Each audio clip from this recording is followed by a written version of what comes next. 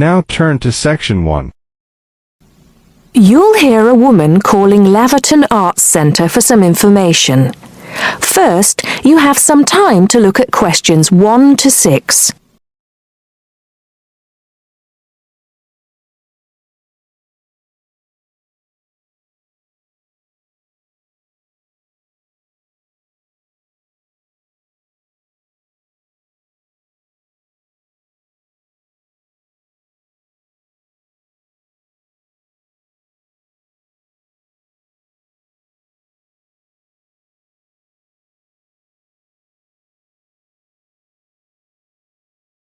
Listen carefully and answer questions 1 to 6.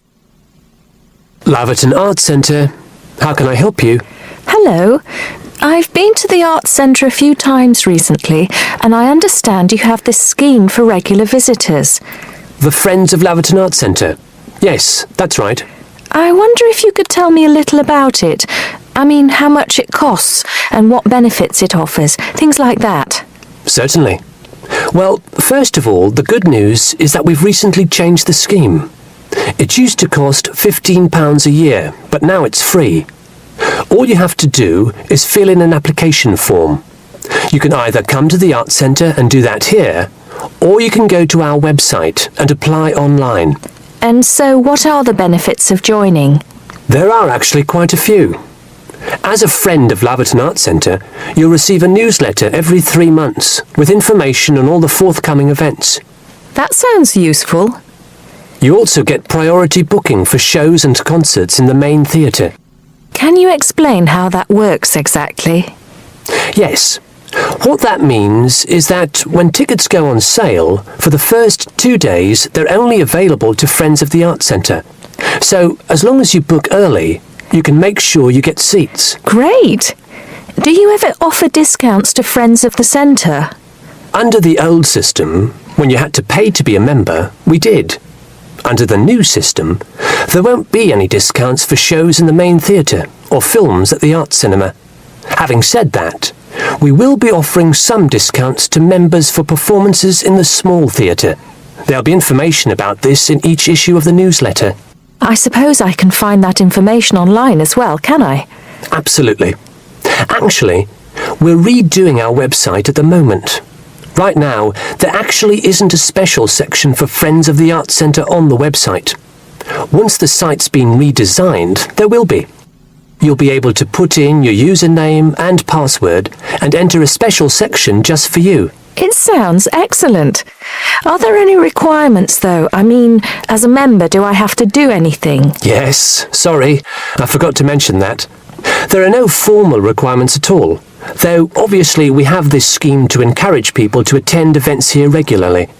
So, we ask that you attend at least 4 events a year, whatever they are, if you possibly can. Nobody's going to count, though, and it's totally up to you. That sounds fair enough.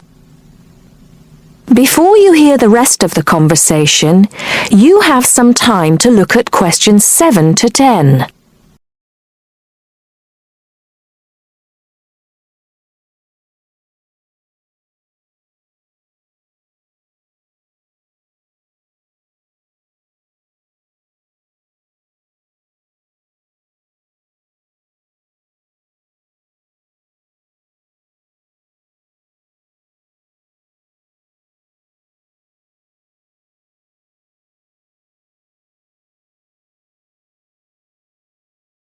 Now listen and answer questions 7 to 10. While you're here, we're actually conducting a short survey of people who phone up the Arts Centre. Would you mind if I asked you a few questions? It'll only take a couple of minutes. Sure, no problem. Thanks a lot. So, how many times have you visited Laverton Arts Centre in the last 6 months? Well, I've only lived in the area for the last 4 months, so not that many times. 3, I suppose. Yes, that's right. Fine. And how did you first find out about the Arts Centre? Let me think. Oh yes, a friend invited me to a concert and I came with her. Have you ever seen a film at the Arts Cinema here? No, I haven't, to be honest. In fact, until you mentioned it earlier, I didn't realise you even had a cinema. One more question. If we offered a free tour of the Arts Centre, including things such as going backstage to look at the dressing rooms, would you be interested in going on it? Oh yes, definitely. I think a tour like that would be very interesting. I'd even pay for it. That's great. Thank you very much for your time. Thank you. That is the end of part 1. You now have half a minute to check your answers.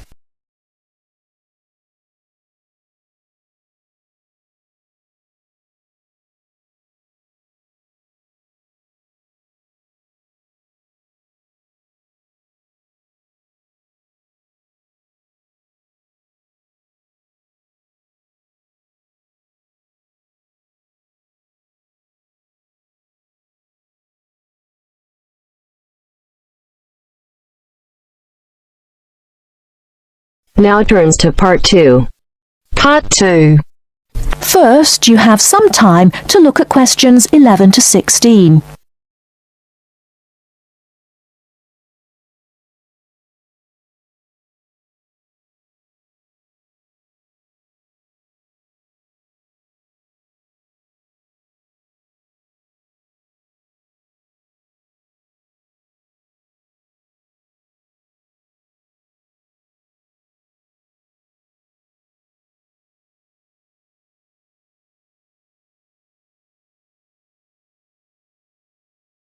Now, listen carefully and answer questions 11 to 16. Hi, Joanna. What's the matter? You look a bit depressed. Hi, Kamal. I've just been reading this article in the newspaper about how difficult it is for sociology students to get a job after they graduate. They always want people with work experience. How do you get work experience if they won't give you a job? It's an impossible situation. Yes, I know. It's a real problem. And the article says that some people spend a year or more living at home, doing unpaid voluntary work just to get something to put on their CVs. Really boring stuff like photocopying and addressing envelopes. I don't want to do anything like that. I want a real job. It's the elections for the Students' Union committee posts next month here at the university. All the positions are up for election. Academic officer, sports officer... What's your point? And the position of equal opportunities officer is coming up for election. I'm still not sure what you're getting at. Why don't you stand for it? The post starts in June. You're well known at the university, and I think you would be good at it. Equal opportunities officer? That sounds great. Isn't that the Students' Union officer who promotes equality within the university? Yes, that's right. They raise awareness of equal opportunities for everyone in the university and promote the issue around campus. I'd love to do something for women on campus, but what about my studies? It's a paid sabbatical post. Sabbatical? Yes.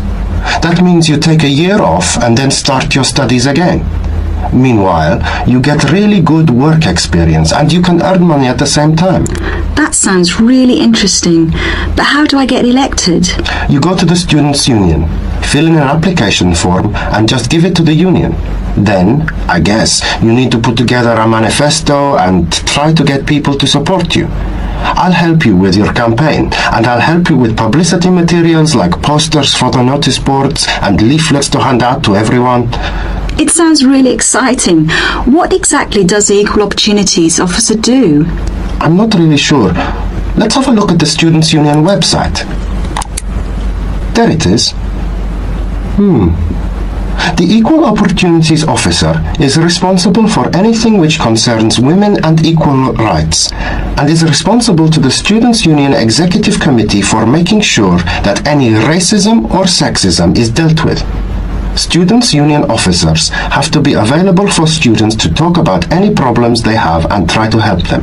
I would love that part of the job, giving help and advice to students. The whole reason I want to work in social services is to help people. That would be very good experience. It's a big responsibility too. It also says that you're in charge of a budget and you would be responsible for managing a team of people. It's good experience for a management position in the future. Now I'm getting really excited. What about the day-to-day responsibilities? It says here that the Equal Opportunities Officer acts on any health and safety issues. The Equal Opportunities Officer represents all the students on university committees like the Safety Committee and the Equal Opportunities Committee. Lots of meetings then. I don't think I would enjoy all those meetings quite so much. My first aid certificate might be useful for safety issues. Very useful.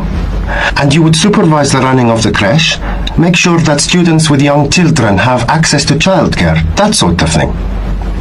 Oh look, the Equal Opportunities Officer also has responsibility for the university bus service.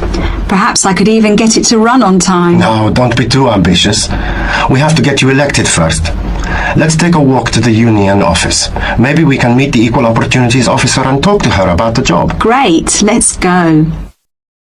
Before you hear the rest of the talk, you have some time to look at questions 17 to 20.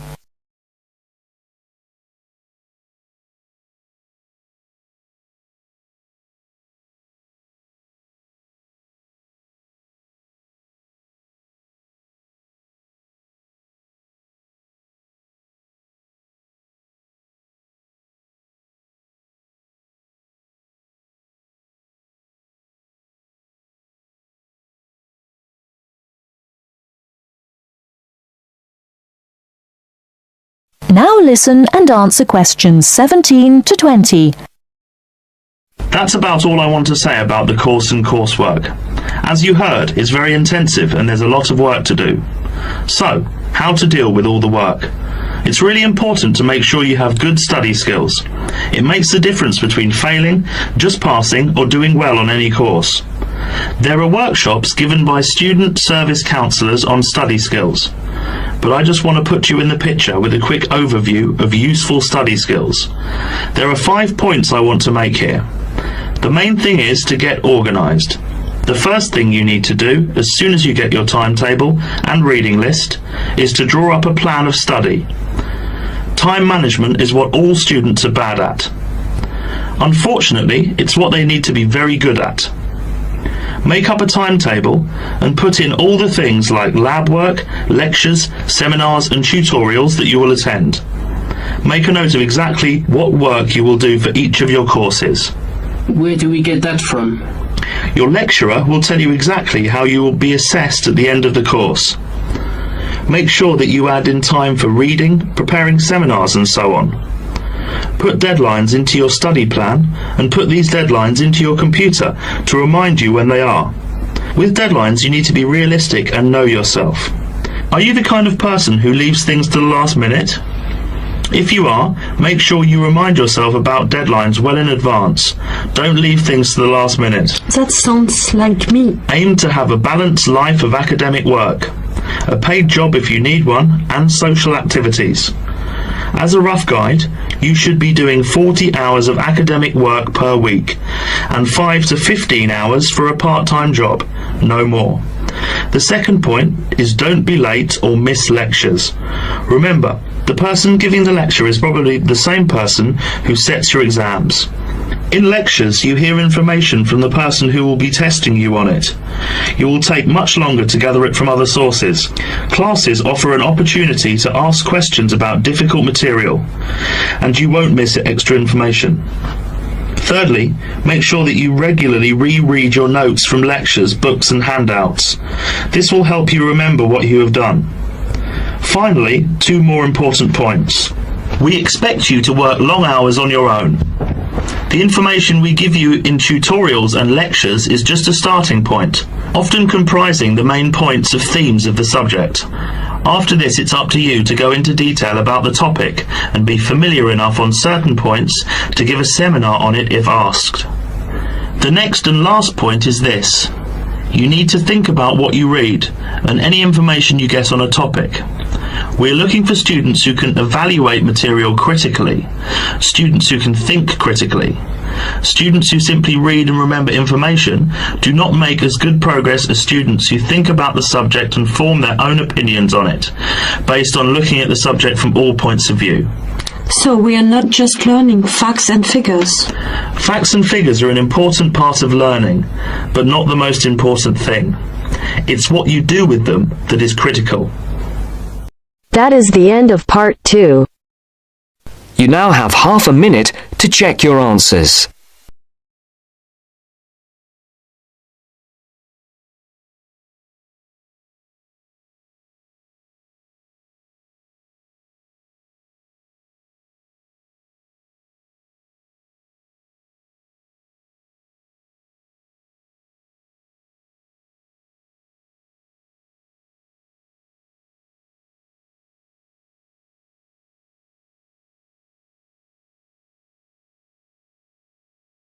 Now turns to part 3.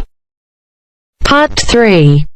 You will hear two geography students, Jack and Katie, talking about a field trip to Kenya in Africa. First, you have some time to look at questions 21 to 24.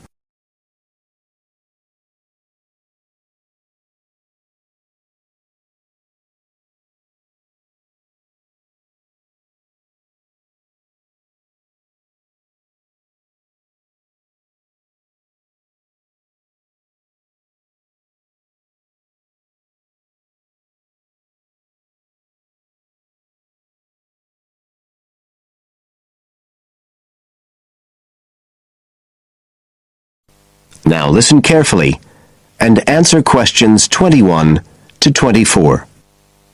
Katie, hi. Thanks for inviting me round. Oh, thanks for coming. I know you're up to your neck in finals revision, but I've got to make up my mind about next year's geography field trip, and I'd really like your advice. We've got to choose between an African trip and one in Europe. They've told us a bit about both trips in the lecture, but I really can't make up my mind.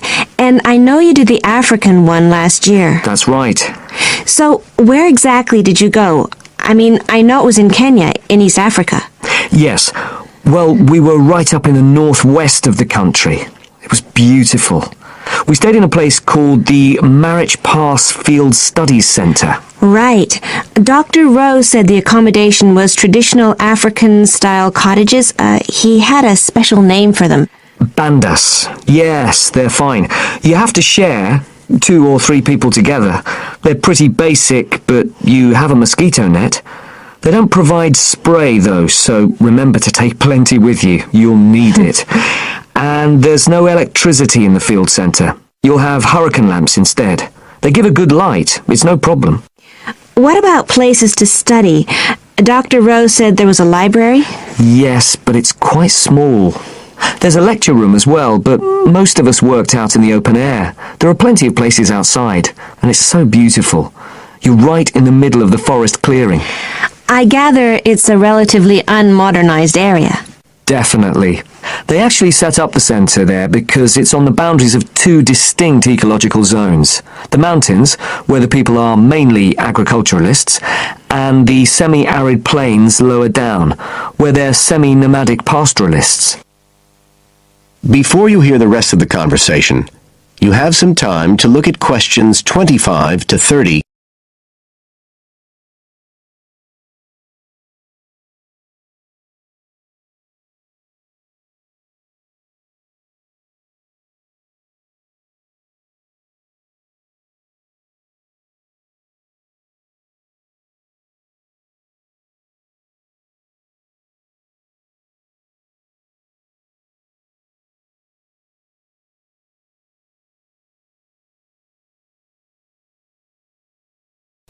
Now listen and answer questions 25 to 30.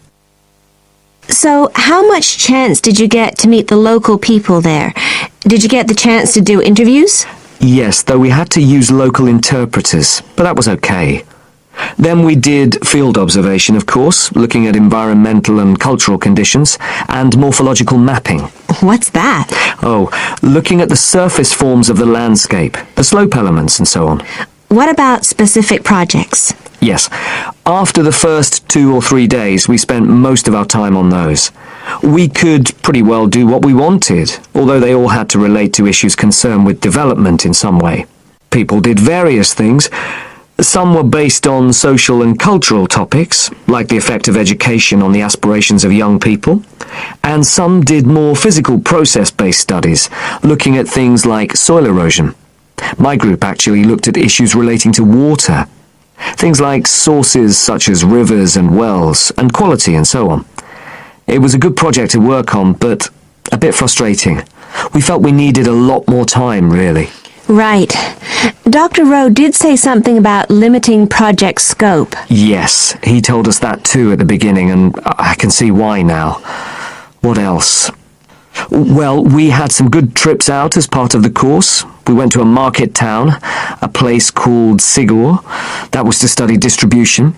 And to look at agricultural production, we went to the Weiwei Valley. That's an important agricultural region. And what about animals? Did you have a chance to go to a national park? Sure. We did a trip on the last day, on the way back to the airport at Nairobi. But actually there was lots of wildlife at the field centre. Vervet monkeys and baboons and lizards. It does sound good. It was excellent, I'd say. In terms of logistics, it was very well run. But it was more than that. I mean, it's not the sort of place I'd ever have got to on my own. And it was a real eye-opener. It got me really interested in development issues and the way other people live. I did find it frustrating at the time that we couldn't get as far as we wanted on the project, but actually I'm going to follow it up in my dissertation, so it's given me some ideas and data for that as well. So you'd say it was worth the extra money? Definitely. That is the end of part 3. You now have half a minute to check your answers.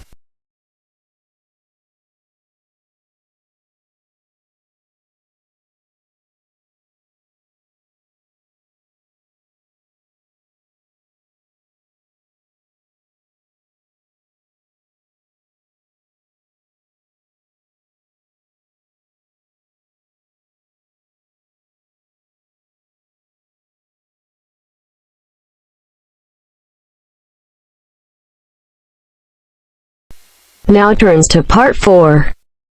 Part 4. Listen to the following talk between two friends. First, you have some time to look at questions 31 to 40.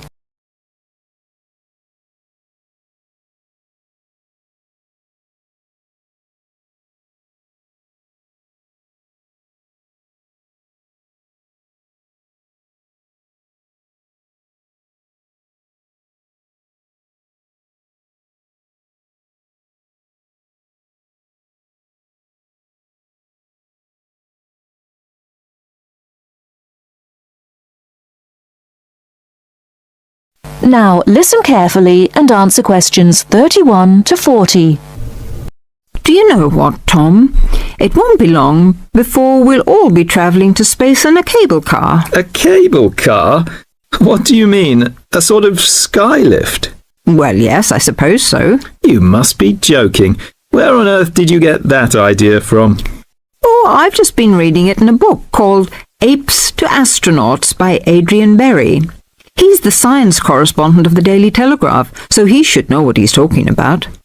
He says, wait a minute, I've got it here, page 28. A cable car to the heavens. Oh, honestly, Jane, you surely don't believe all that stuff you read in those sci-fi books? It's not science fiction, it's a fact. Hang on, I'll read you what he says. The space writer Arthur C. Clarke, to whose inspiration we owe the communications satellite, recently outlined a proposal for a new means of space travel, which, he admitted, is so outrageous that many of you may consider it not even science fiction, but pure fantasy. Shall I go on? No, just tell me how he thinks it could be done. Well, it sounds quite simple, really. One end of a cable, 23,000 miles long. How long? 23,000 miles. Do listen. One end of a cable, 23,000 miles long, would be attached to a point on the Earth's equator, and the other to a satellite in geostationary orbit. So? The cable would be absolutely tight between the 2 points, and the elevator would travel up and down, carrying people and freight. According to Arthur Clarke, it's the only way to travel in space without using rocket engines, which would make it much more economical. I wonder if it would be more comfortable. It sounds pretty uncomfortable to me, and heaven knows what speed it'd be travelling at. What would happen if the cable broke? Oh, he explains all that. Apparently, the most likely place for it to break would be at or near the ground. And if that happened, it wouldn't fall down, it would fall upwards. Upwards? Yes, I suppose it would. Yes, sounds funny, doesn't it? Something falling upwards. Anyway, It wouldn't matter too much either if the cable broke away from the high end. It'd remain rigid until it could be reattached to the satellite. I don't quite see why. Well, it would be the pull of gravity from above. Anyway, who'd want to be stuck in an elevator attached to a rigid cable thousands of miles up in space? I suppose he doesn't say what would happen if it broke in the middle. Actually, he does. He says it would be dangerous if the break occurred at any altitude up to 15,000 miles because the bit attached to the Earth would... What does he say? Oh, yes. Collapse and wrap itself around the equator like a whiplash. Whiplash? You know, the long bit of cord or leather on a whip. Anyway, even that would only be really catastrophic if the cable was made of steel or some other metal. Metals are much too heavy. The cable would have to be made of some material capable of suspension without snapping. But I thought you said the cable would be 23,000 miles long. I did, but the 3,000-mile breaking length is because of gravity. Well, all I can say is you'll never catch me going to space in a cable car. I'd rather keep my feet on the ground, thank you very much. That is the end of part 4. You now have half a minute to check your answers.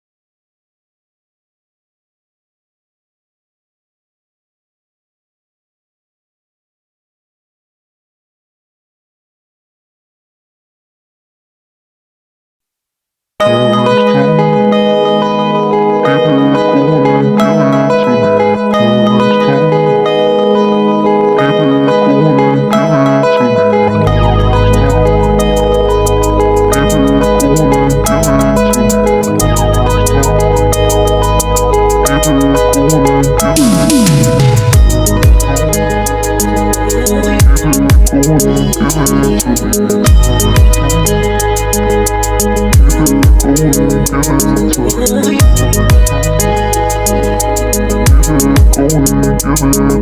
me.